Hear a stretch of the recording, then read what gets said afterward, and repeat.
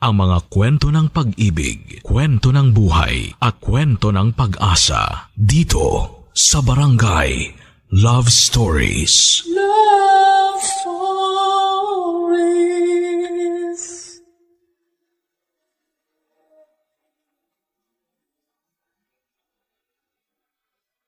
Ang isang kasunduan ay isang kontrata sa pagitan ng dalawa o higit pang tao na susundin ng lahat ng napag-usapan. Hindi lamang sa trabaho o negosyo ang kasunduan, kundi pati na rin sa personal na damdamin ng bawat tao.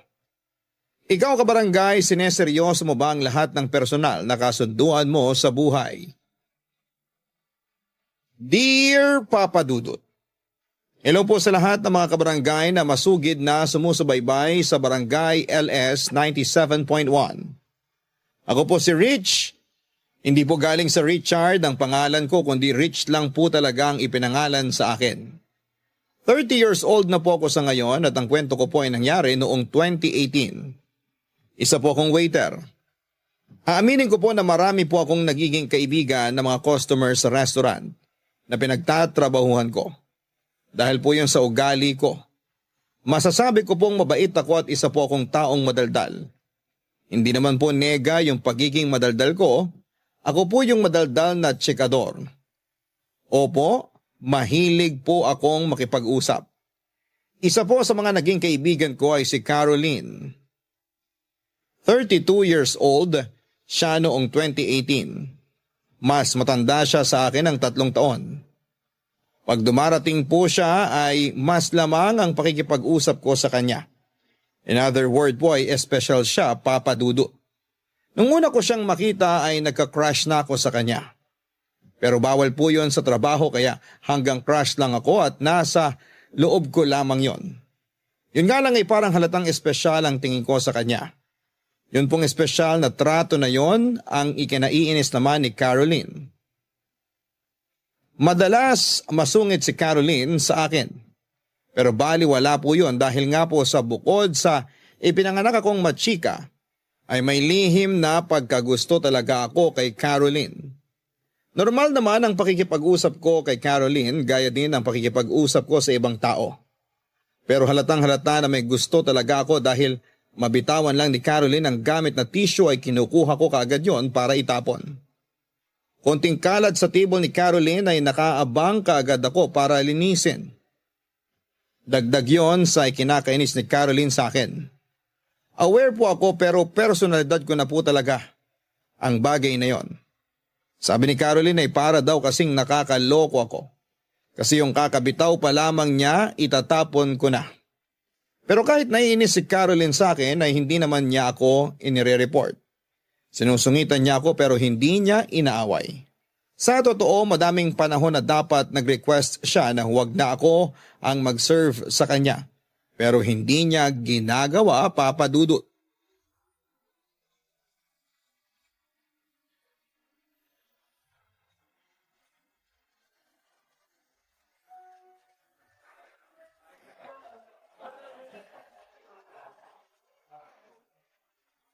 Good afternoon, Ma'am Caroline. Ano pong order nyo? Baka pwedeng umupo muna? Nako, wag po dito. Doon po kayo para may table. Nagpapatawa ka? Natawa ka, ma'am. Aminin mo. Anong natawa? Nainis ako. Ngumiti kayo eh. Ngumisi ako, hindi ngumiti. Ma'am naman. Huwag ka na nga munang makulit. Handa na po yung pwesto nyo. Nilinis ko na. Anong pwesto? Ayun po oh. Paano kung ayaw ko doon? Imposible, ma'am. Paborito nyo yung lugar na yun eh. Tapat ng bintana at tanaw ang mga puno sa labas. Alam mo kung bakit ko gusto doon. Bakit nga ba, ma'am? Kasi ayaw kong maistorbo. Walang masyadong dumadaan doon. Makakaasa kayong walang iistorbo sa inyo. Paano ka nakakasiguro? Titiyakin ko pong walang iistorbo sa inyo. Talaga? Yes, ma'am. Di ibig sabihin hindi mo ako lalapitan para makipagkwentuhan? Pero sino po ang magsaserve sa inyo? Di yung iba. Pwesto ko po yun eh. Kung pwesto mo pala yun, di dun ka na. Maupo ka sa pwesto mo. Si ma'am naman parang philosopher. I mean, sa akin po naka-assign ang part na yun ng resto. So, kukulitin mo pa din ako. Promise, hindi. Salamat naman. Tara na po. Mauna ka na. Mauna na kayo, ma'am. Mauna ka na nga. Sabay na tayo. Ako na nga mauna. Nakakainis ka. Have a seat, ma'am. Natural. Alam nga namang tatayo ako. Ako na lang po ang tatayo. Sige, tayo ka lang. Pero yung malayo sa akin. Si Ma'am Caroline talaga. Paano kayo o-order kung malayo ako? Tatawagin na lang kita. Okay po. Sige po, kunin ko number nyo para PM ko sa inyo number ko. Ano? Bakit ko bibigay ang number ko? Sabi nyo tatawagan nyo ako. Tatawagin. Sino po? Nakakainis ka. Sabi ko tatawagin kita pag order na ako. Hindi tatawagan. Huwag kang ilisyonado. Ayan, napipiko na naman si ma'am. Binibiro lang naman. Pero kahit naiinis kayo, maganda pa rin naman kayo.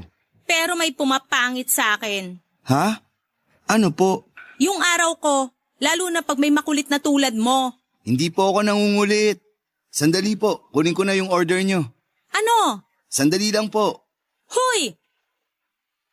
Sira ulo talaga yun. Hindi pa ako mo-order eh.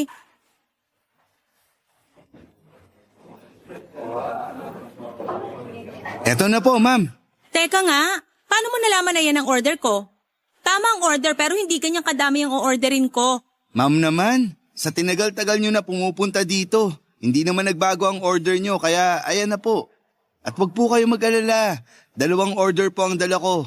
Kaso, akin po yung isa. Eh paano kung biglang magbago ang order ko ngayon? Imposible po yan. Proven po na paborito nyo yan. Kaya kain na po kayo. Pwede po ba ako makishare ng table? Ano? Hindi mo ba alam na bawal yung ginagawa mo? Naka-duty ka tapos uupo ka dito para kumain? Ma'am, kanina pa po ako naka-out sa work. Nirequest ko lang po na ako na ang magsaserve sa inyo kahit naka-out na ako. Pwede po ba ako makishare? Bahala ka nga. Sige na, maupo ka na. Salamat, ma'am.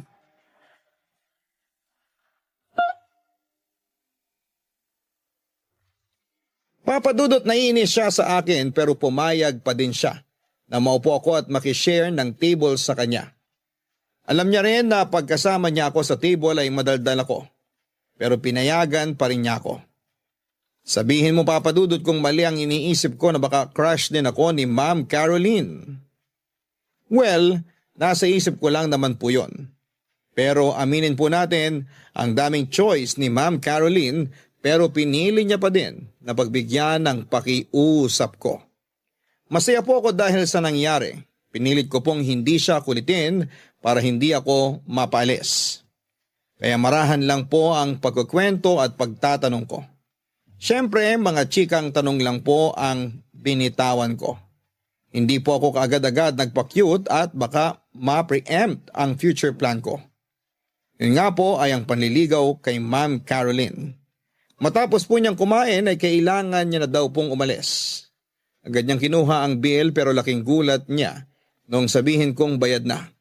Sinabi ko sa kanya na treat ko ang dinner na yon kaya hindi niya dapat tanggihan. Nagpilit pa si Ma'am Caroline na iabot ang bayad niya pero hindi ko tinanggap. Para hindi na siya magpilit ay ginamitan ko siya ng kapangyarihan ko. Ang kapangyarihang mangulit.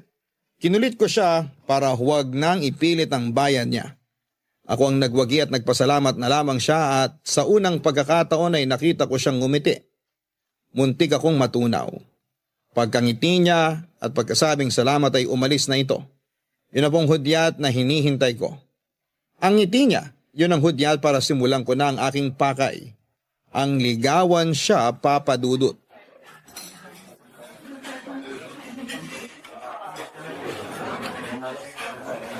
Good afternoon, Ma'am Caroline. Naka-out ka na ba? Bakit, ma'am? Saan po tayo pupunta? Anong saan pupunta? Bakit niyo po tinanong kung nakapag-out na ako? Tinatanong ko lang. Baka mamaya ikaw na naman na mag-serve kahit nakapag-out ka na sa trabaho mo. Naka-duty pa po ako. Okay. Tara na po. Akala ko naka-duty ka pa. Opo. Bakit nagyayaya ka? Ihahatid ko lang po kayo dun sa table nyo. Kaya ko naman. Mukha ba akong mahina? Hindi naman po. Oh, kaya ko na magpunta dun mag-isa. Sige po. Bakit sumasabay ka pa? Dun din naman po ang punta ko eh. Kahit na wag ka nang sumabay. Ano to? Flores de Mayo? Nakakatawa yun, ma'am. Pero seryoso ko. Wag mo kong sabayan. Ma'am, Oh, tatawagin na lang kita pag may order na ako. Teka sandali, ayoko magpalibre ha. no problem ma'am. Huwag mo munang kunin ang order ko, mamaya na. Gusto ko muna mag-isip. Sige ma'am, Oh, bakit nandito ka pa? wala naman po akong pupuntahan eh. Ibig kong sabihin, okay na ako. Tatawagin na lang kita. Oh, wag mo na naman akong simulan ng joke mo tungkol sa cellphone, please. Hindi nakakatawa yon. Isip po ako ng bago. Bago? Bagong joke ma'am. Nako, wag na.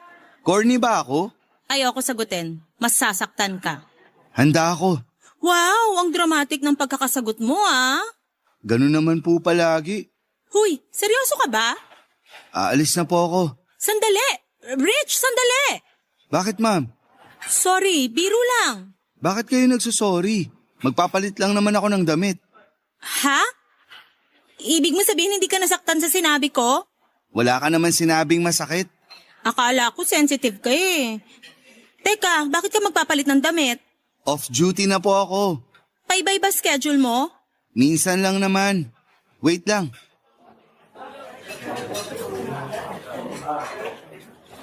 Nakapagbihis ka na? Bilis, di ba?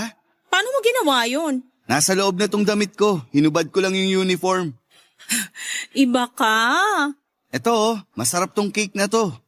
Nako, sinabi ko na sa'yong ayokong magpalibre eh. Hindi naman kita nililibre. Hinahatian lang kita. Nakain ko na yung kalahati niyan. Ay, naku, ipasalubong mo na lang sa inyo. Kanino? Mag-isa lang naman ako. Bakit? Nasaan pamilya mo? Ulila na ako. 2 lang kaming magkapatid. Nasa ibang bansa na siya. Pareho pala tayo. Ulila na din ako. Sa kasolong anak. Mag-isa ka lang din? Oo. Ma'am Caroline, may tatanong sana ako. Ano yon? Pwede ba akong manligaw sa'yo? Ha? Alis na ako. May kakausapin pala akong importante. Ma'am! Sige, alis na ako. Papa Dudut, napakabilis ng pangyayari. Parang nag-fast forward ang mundo ko ng oras na yon. Pagkatanong ko kay Caroline ay bigla siyang umalis. Ako naman ay parang napako sandali sa inuupuan ko bago ko siya nahabol. Pagkalabas ko ay wala na siya. May nakita akong taxi na paalis. Pinilit kong habulin pero mabilis ang andar. Sobrang lungkot ko noon, Papa Dudut, at hindi yon ang inaasahan ko. Nakakagulat ang reaksyon ni Caroline. Gulong-gulo ako sa reaksyon ni Caroline. Buong magdamag akong nag-isip. Umalis siya nang hindi sinasagot ang tanong ko. Pwede niya naman agad sabihin kung oo o hindi, pero hindi siya sumagot. Dahil sa nangyari, mas nagpursige akong ituloy ang bala ko. Kasi hindi niya ako binasted. Ibig sabihin, may nararamdaman din siya sa akin. Mali lang siguro ang naging diskarte ko. Kaya nabigla siya at ganun na nga ang naging reaksyon. Nangako ako sa sarili ko na ayusin ko at pag-iingatan na ang susunod na hakbang. Barangay Love Stories. Barangay Love Stories. Papa Dudut, isa po sa mga nagpalakas lalo ng loob ko ay nung mag-walk out si Caroline. Dapat kung galit siya, kung ayaw na niya akong makita, dapat ay hindi na siya bumalik pa sa restaurant. Pero bumalik siya. Kahit nadagdagan ang kumpiyansa ko sa sarili ay hindi ko naman nauulitin ang biglain siya, Papa Dudut. Nagpakabait ako at naging maingat, pero si Caroline ay balik sa ugali niya nung una. Itinataboy na naman niya ako, pero hindi ako susuko. Doon pa ba matapos akong bigyan ng malaking pag-asa ni Caroline mismo? Ganon pa rin ang naging siste. Palagi pa rin nandoon si Caroline. Palagi pa din niya akong pinagtatabuyan pero hindi naman inaaway. Balik umpisa kaya mas maingat na ako. Pero may nalaman ako sa totoong katauhan ni Caroline, Papa Dudut.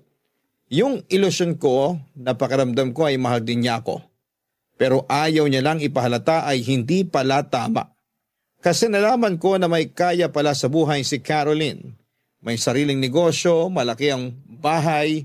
Yun siguro ang nagpipigil sa kanya kaya hindi man niya ako itinataboy ng todo ay hindi yata siya magkakagusto sa akin ng totoo dahil nga sa agwat ng kabuhayan namin.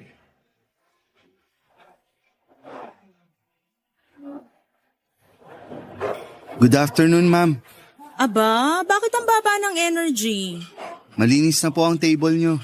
Consistent ha? Sige na, papunta na ako doon.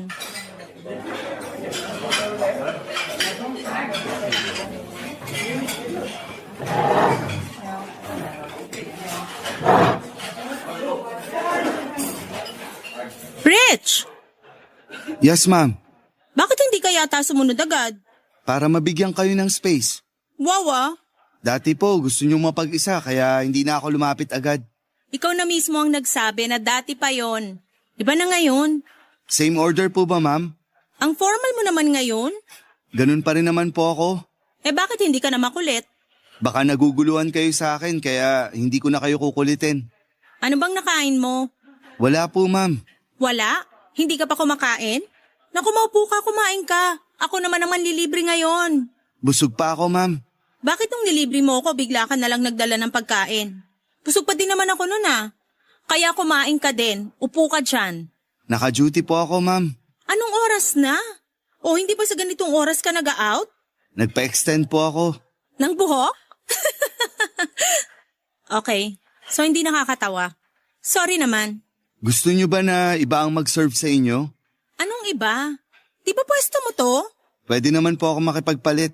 Alam mo, niloloko mo na ako. Sabi mo dati hindi pwede yon. Dati po yun. So may bagong batas na pwede na. Bakit naging pwede? Birthday ba ng presidente nyo? Hindi naman po sa ganun. Grabe, wala ba akong ganang kausap? Hindi naman po. Tama ba tong napasukan ko? Bakit iba ka? Naabdak ba ako ng alien? Kukuha na po ba ako ng order o mamaya na po? Alam mo, aalis na lang ako. Wag, Ma'am Caroline. Pues umayos ka. Bakit ka ba nagkakaganyan? Yung totoo, pag nagsinungaling ka, aalis ako dito. Paano nyo po malalaman kung nagsisinungaling po ako o hindi? Malalaman ko. Ano? Bakit ka ganyan? Alam ko na ang dahilan kung bakit ayaw mo sa inaalok kong pagmamahal. Ano? Anong sinasabi mo? Alam ko na. Mayaman ka kasi kumpara sa akin. Eto lang. Ano? Nalaman ko kung saan ka nakatira at nakita ko ang buhay mo. Walang kinalaman ang kabuhayan ko sa pakikitungo ko sa'yo. Ma'am Caroline, totoo ang nararamdaman ko sa'yo. Sana maramdaman mo yun. Wala naman akong sinasabing hindi ka totoo. Hindi ko alam noon na mayaman ka pala. Wala akong idea. Kaya kung iniisip mo na maghahabol ako sa kayamanan mo, hindi ko iniisip yun noon at lalo pa ngayon. Hindi ko iniisip yan. Nangangako ako sa Diyos, mahal kita. Dahil mahal kita at hindi sa ano paman.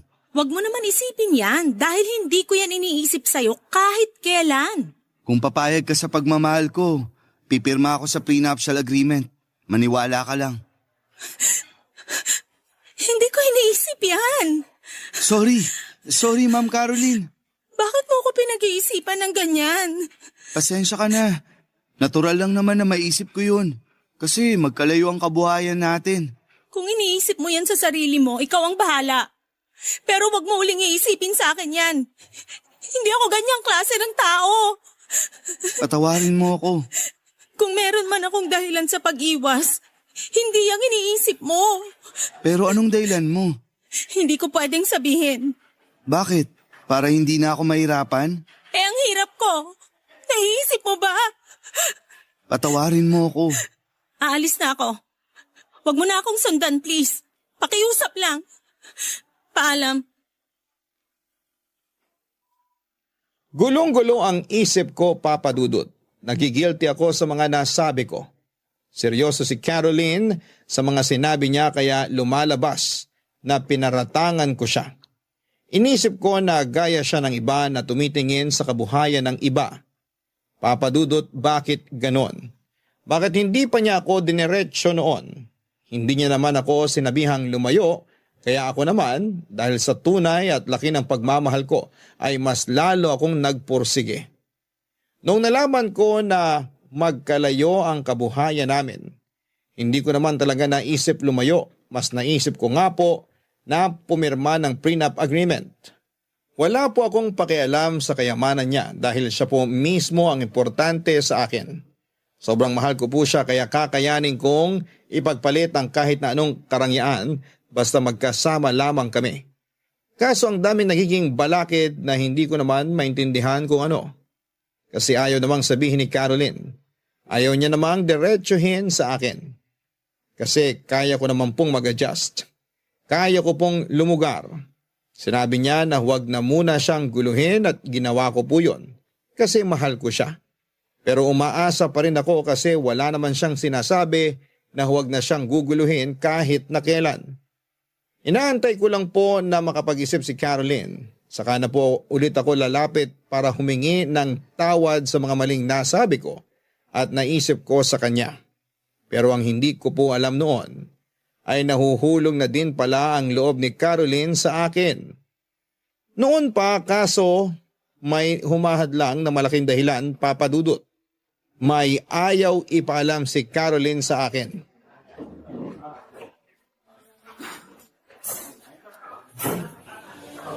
Rich, Ma'am Caroline, bakit nandito ka ng ganitong oras? nagpalipat muna ako. Doon ka ba sa dati mong pwesto? Oo, Tara na, salamat. trabaho ko yan. Ang lamig naman ng sagot mo. Ayoko makulitan ka sa akin. Namiss ko naman yung kakulitan mo. Baka mainis ka na naman. Hindi naman ako naiinis. Inaarte ko lang yung inis ko. O ayan na, inamin ko na. Sorry sa mga nasabi ko ha. Kalimutan mo na yon. Naka-move on na ako doon. Kamusta ka? Ayos naman ako. Mabuti naman. Bakit ka nagpalipat ng oras? Para sundin ang hiling mo. Na? Na wag muna kitang guluhin. Alam kong tuwing hapon ka nagpupunta dito kaya nakipagpalit muna ako ng pang-umaga para hindi mo ako makita. Iniiwasan mo talaga ako? Dahil yun ang gusto mo. Hindi ka man lang kumontra? Dahil mahal kita. Ayan, nasabi ko na. Dahil mahal na mahal kita. Kaya lahat ng gusto mo gagawin ko. Alam ko na ang pangit ng timing ko. Pero nandito na tayo pareho eh. Kaya itatanong ko na lang ulit. Wag muna. Bakit? Basta. Caroline, mahal kita.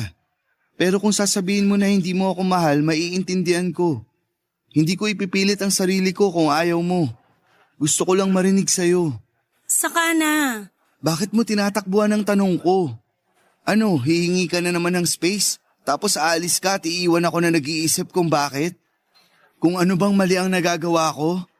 Pinipilit kong gawin ang lahat ng gusto mo. Kahit masakit sa akin, ginagawa ko. Mapagbigyan lang kita. Yun na lang ang ibigay mo sa akin. Yung sagot kung may aasahan ba ako o wala. Caroline, sorry. Hindi ako galit. Gusto ko lang marinig ang totoo. Kahit wala kang pagmamahal sa akin. Sabi ko nga, maiintindihan ko. Hindi ako magagalit sa'yo. Ganun kita kamahal. Rich, patawarin mo din ako kung bakit ganito ako sa'yo. Hindi kita pinahihirapan. Pero ano ba ang pagtingin mo sa akin? Mahal din kita. Mahal na mahal kung alam mo lang. Napakabuti mong tao. Nakita ko na yun nung una pa lang kitang makilala. Pero hindi pwede. Bakit? Pwede bang yun na lang muna ang isagot ko? Bigyan mo lang ako ng ikatatahimik ng utak ko. Bigay mo na sa akin ang sagot. Yun lang naman ang gusto ko. Kasi mahal mo ako pero hindi pwede. Bakit? Walang kinalaman ng kabuhayan ko dito. Hindi yun ang dahilan ko. Kahit mawala ang kabuhayan ko, wala akong pakialam kaya hindi mahalaga sa akin yun para piliin ko kaysa sa'yo. So bakit? Mahirap bang sagutin yun? Dahil ayokong masaktan ka. Mas nasasaktan ako kasi nakabitin ako sa isang bagay na walang closure. Rich, Anong dahilan? Rich, may taning na ang buhay ko.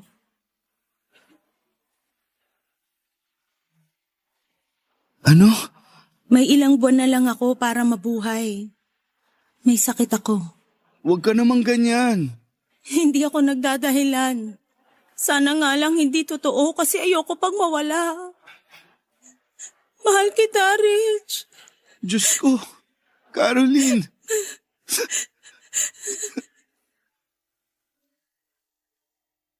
Papa Dudut, napakasakit ng narinig ko.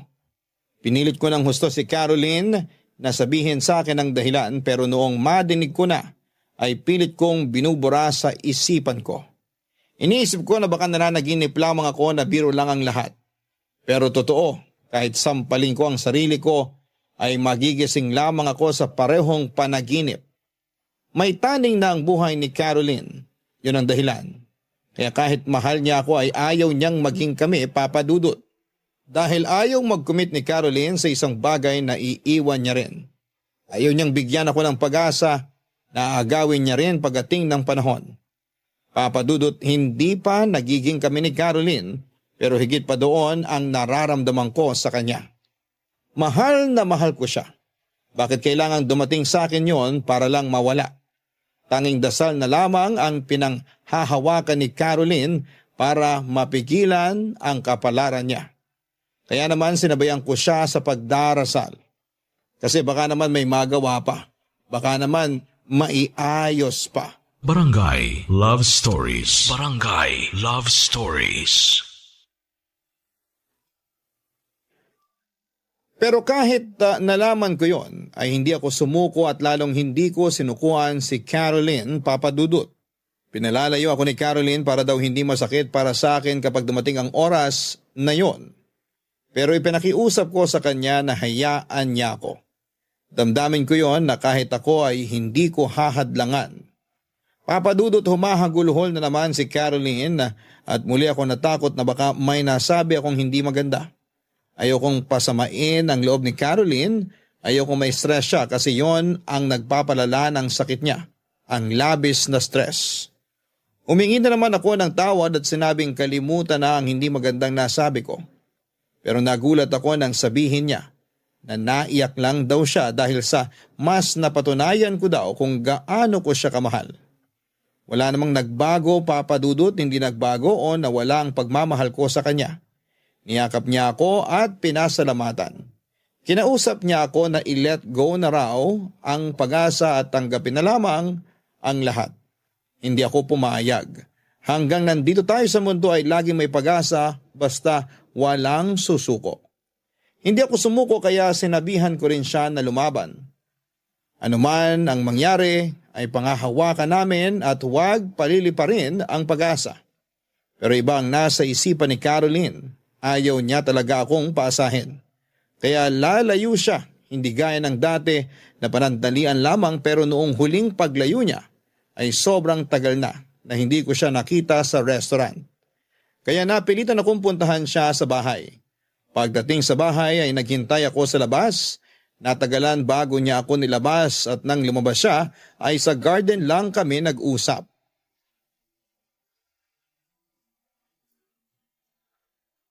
Good evening, Caroline.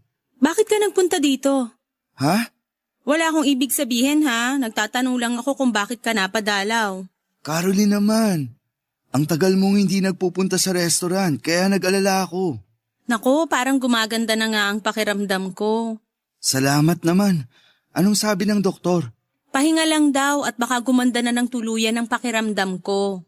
Pasensya ka na at nagulo ko ang pahinga mo. Nag-alala lang talaga ako. Huwag kang ngang mag-alala sa akin. Mas humihina ako pag may nag-aalala eh. Isipin mo, okay ako para positive. Palagi kong pinagdadasal yun. Salamat. Napakabuti mo talagang kaibigan. Hanggang kaibigan na lang ba? Rich, Ayokong pressurein ka. Nagtatanong lang naman ako. okay naman tayo bilang magkaibigan. Ganun na lang muna. Sige, ayos na ako sa ganun na lang muna. Kumusta ang restaurant? Ayos naman. Ganun pa rin. Iniintay ka na nga nung paborito mong pwesto eh. Oo, dadalaw uli ako doon. Marami lang inaasikaso. Saan? Ano bang sabi sa ospital? Hindi sa ospital, dito sa bahay. Saka sa negosyo. Baka naman mapagod ka. Sanay naman ako. Nakakapagod pero satisfying naman kasi masaya ako sa ginagawa ko. Sabihin mo kung may maitutulong ako ha. Libre lang, basta kaya ko. Alam mo, buti sinabi mo. May ipapagawa ko sa'yo minsan. Sasabihan kita kung kailan. Sige, willing akong tumulong. Siyempre may sweldo. Kahit wala. Ano ka ba? Negosyo ang pinag-uusapan. Dapat bayad lahat ang pagod ng mga tao. Kaya huwag kang tumanggi sa sweldo. Bahala ka na nga. Basta sasabihan kita. Madali lang naman matutunan ang pagpapatakbo ng business. Sige, sabihan mo lang ako. Tutulong ako. Ano nangyari? Okay ka lang? Napagod yata ako. May mga pinaayos kasi ko kanina sa bahay eh. Kaya hindi kita mapapasok kasi magulo sa loob. Okay ka lang? Oo naman. Sigurado ka ha? Aalis na ako para makapagpahinga ka. Huy, hindi naman kita pinaalis. Para lang makapagpahinga ka. Mamaya na ako magpapahinga. Kwento ka pa. Tungkol saan? Sa'yo. Kung kamusta ka na ngayon. Maayos naman ako. Lagi kitang iniisip. O ano na naman yan? Kaya pala madalas akong nasasamid kasi iniisip mo ko. Caroline, anong sabi ng doktor sa sakit mo? Binawi na nila ang taning. Ha? Talaga? Oo, nagkamali lang daw ng fine. Nung inulit nila, maayos na pala ang sistema ng dugo ko. Salamat sa Diyos. Napakagandang balita niyan. Ayoko na nga muna sanang sabihin kasi gusto ko sorpresa. Kaso tinanong mo na eh. Sorpresa o biglaan, wala sa akin yun. Basta ang gusto ko, bumuti ka. Napakasayang balita. Pero syempre, kailangan ko pa ng pahinga. Kaya hindi pa ako pwedeng maggala. Naiintindihan ko. Nag-alala lang naman ako kaya kita pinuntahan. Okay lang, naiintindihan ko din. Pero konting araw na lang at babalik na ako sa restaurant. Oo, hinihintay ka rin nila Ate Mina, ni Kuya Remy, si Andrea, saka si Kaloy. Talaga? Ikamusta mo na lang ako sa kanila ha? Oo, sasabihin ko rin sa kanila yung magandang balita. Alam ba nila? Oo eh. Nung araw na umiyak ka sa restaurant, nagtanong sila kung bakit. Hindi ako nakapagsinungaling. Ayos lang, naiintindihan ko. Sabihin mo wag na silang mag-alala. Oo, matutuwa talaga ang mga yun. Ako na lang ang pupunta sa restaurant ha. Basta isang araw, gugulatin ko kayo. Basta okay ka na. Maghihintay lang ako sa'yo doon. Oo. Salamat. Alis na ako para makapagpahinga ka. Sige, salamat sa pagdalaw. Ako naman ang babawi at dadalaw sa inyo. Ingat ka. Papa Dudut, malungkot man ako na kailangan ko nang umalis. Dahil magpapahinga pa si Caroline ay masaya pa rin ako dahil sa magandang balita ng paggaling niya. At isa pa ay babalik uli si Caroline sa dati na palaging nasa restaurant. Hinintay ko ang sinabing pagbabalik ni Caroline pero ilang araw na ang nakalipas ay hindi pa din siya nagpupunta. Kahit na sinabihan ako ni Caroline na hintayin ko na lamang siya ay hindi ko pa rin napigilan ang sarili ko na puntahan ulit siya sa bahay niya. Sa gate pa lang ay parang ang tagal nang naghihintay sa akin ng isang sulat galing kay Caroline na inabot ng isa sa mga kasama niya sa bahay. Binasa ko yun at nakasulat doon na umalis na raw siya at nagpunta sa malayo para doon magpahinga. Papa Dudut, dahil sa mahal ko si Caroline ay hindi ako nagpapigil sa mga sumunod na ginawa ko. Tumakbo ko papasok ng bahay kaya hinabol ako ng ilang mga kasama ni Caroline pero nakapasok pa rin ako. Nagulat ako sa nakita ko, Papa Dudut. Sa mismong sala ng bahay ni Caroline ay nakaset up ang isang kama at para kang nasa loob ng isang ospital. Hindi ako nakapagsalita sa mga nakita ko. Wala na ding nagawa si Caroline kaya pinalabas niya na muna ang mga humabol sa akin. Kasama ang dalawang nurse na nagbabantay sa kanya. Hinang-hina na siya, Papa Dudut. Hindi ko makuhang magalit sa pagsisinungaling ni Caroline. Umiyak na lamang ako at nakiusap na magpakasal na kami. Ayaw ni Caroline dahil mas mahihirapan lamang daw ako kapag nagpakasal kami at nawala siya. Pero nagmakaawa ko. Gusto kong makasal kami anuman ang mangyari dahil mahal na mahal ko siya. Naawa na rin sa akin si Caroline kaya pumayag siya. Plinano namin ang kasal, doon na rin mismo kung nasaan siya. Dahil pareho na kaming ulila at wala nang kamag-anak dito sa Maynila, ay kasama namin sa kasal ang mga kasama niya sa bahay at ang mga nurse at ang mga kasamahan ko sa restaurant. Papa Dudut, bago tinawag ang lahat ng bisita pati ang pari para magsimula ang seremonya, ay nilabas ko ang isang papel na ipinagawa ko sa isang abogado.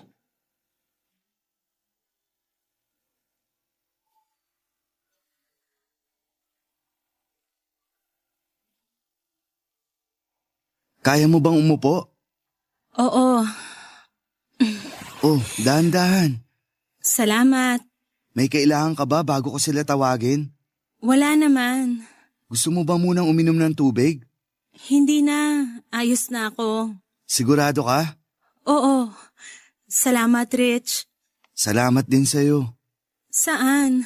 Sa pagmamahal mo. Pasensya ka na sa mga nangyari. Mahal kita noon pa. Pero kailangan kong itago dahil nga sa kalagayan ko. Naiintindihan ko. Pero sana noon mo pa sinabi sa akin yan. Natatakot ako eh. Saan? Sa magiging reaksyon mo.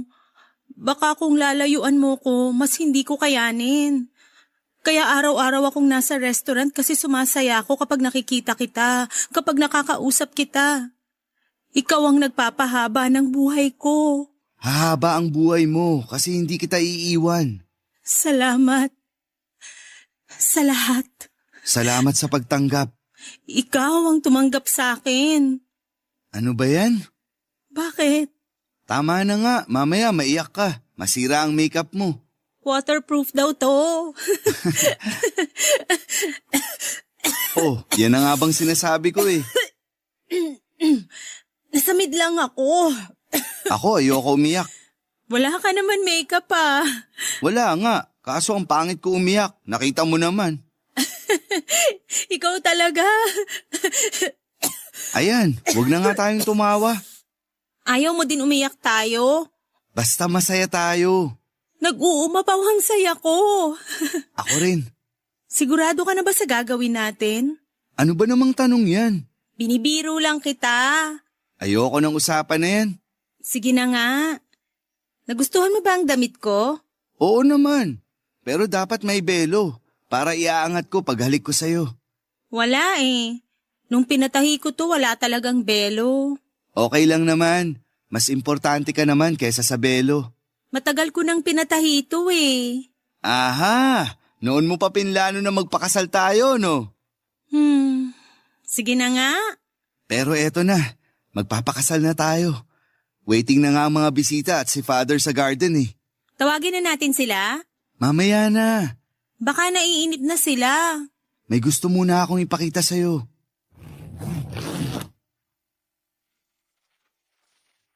Ano yan? Ako na ang nag-ayos. Alam ko, hindi mo maaasikaso eh. Ano to? Prenuptial agreement? Oo, Bakit? yan ang pangako ko sa'yo. Hindi na kailangan to. Pero Ano ka ba? kahit hindi na kailangan, pirmahan mo na rin. Hindi. Bakit mo pinunit?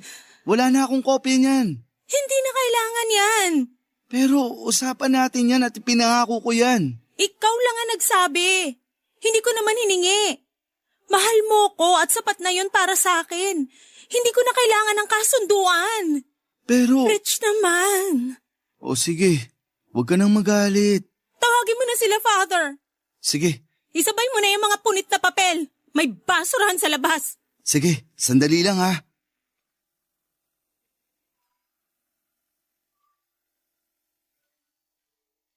Natuloy ang kasal namin, Papa Dudut. Alam kong iba ang nararamdaman ko dahil sa sitwasyon. Pero pilit kong binura yon sa isipan ko. Napakaligaya ko nung araw na yon. Ganon din si Caroline. Kahit kami-kami lang, kasama ng mga kaibigan ay masaya kami. Pinunit ni Caroline ang pinagawa kong prenuptial agreement.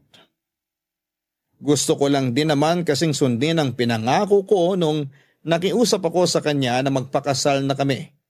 Ayoko mag-isip ang ibang tao na sinasamantala ko si Caroline. Pero noong punitin niya ang papel ay ipinangako ni Caroline na hindi na namin pag-uusapan ang tungkol sa bagay na yon.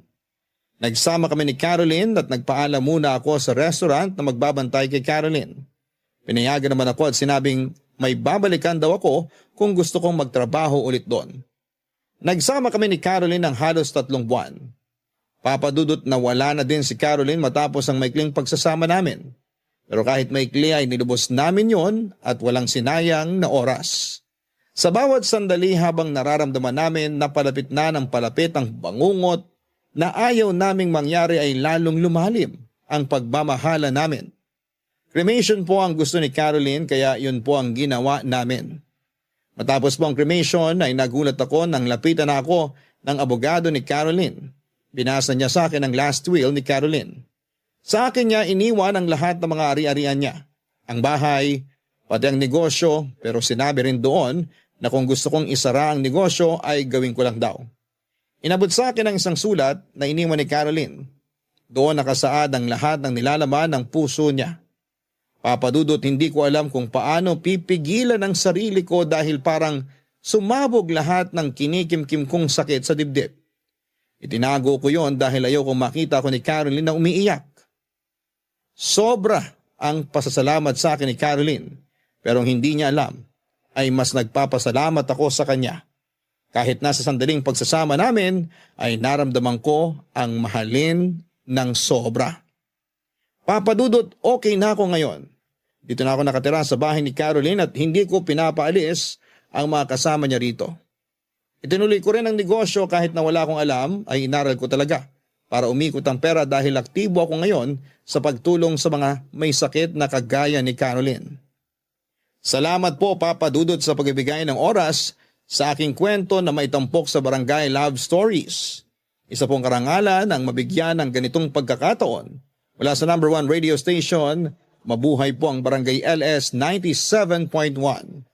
Ang inyong forever kapuso at kabarangay, Rich. Nagustuhan ng iyong napakinggan? Ituloy yan via live stream sa www.gmanetwork.com/radio. Barangay LS. Forever.